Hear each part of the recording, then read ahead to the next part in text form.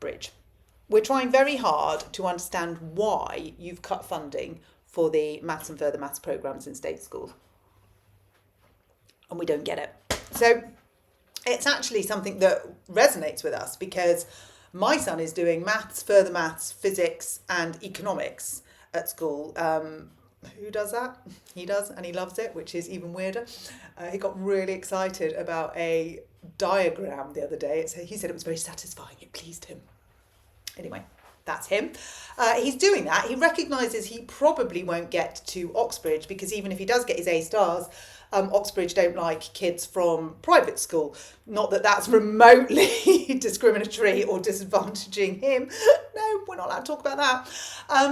But he's looking at other universities and degree apprenticeships. And I'm really proud of him. And let's hope he gets what he wants if that's what he wants to do.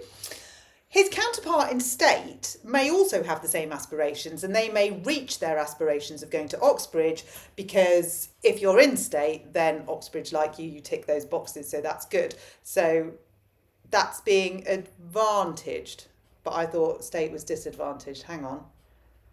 It's an advantage if you go to state because you could get into Oxbridge, and it's a disadvantage if you go to private because you probably won't get into Oxbridge. But private have all the advantages, or not, maybe. Throwing that one out there. Anyway, that's his advantage at the minute. But his disadvantage is the Education Secretary has taken away funding for the support for those subjects. So over the next few years, we're going to see a rapid decline in the amount of state school children doing those subjects. And therefore, our engineers will probably be a bit thin on the ground, certainly engineers from Oxbridge, because they can't come from private and no one from state can do the subject, so they can't get there anyway.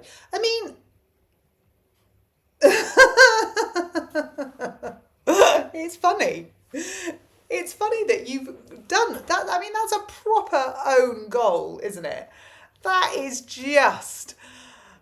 You did not think that through. I mean, it's a bit like Latin. We struggle with any language in this house, although, again, said son, he did Russian for GCSE. How? And very well he did on it too. If he'd have wanted to do Latin in his school, he could have done. But if he'd have wanted to do it in state school, he could not have done.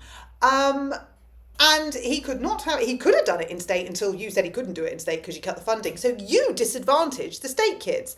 But you're telling us that the state kids are disadvantaged by us. But they're not, are they, Bridget? They're being disadvantaged by you, actively being disadvantaged by you. If you'd written an impact assessment on your education bill, on anything, this would have come to light and you'd have known about it and you would not be going, own goal. But you didn't, and you are. Still. We make our own beds, don't we? Well, my teenagers don't, but it's a good phrase and I'm saying it to you. Look at her. No, say hello to Bridge. She's scared of you.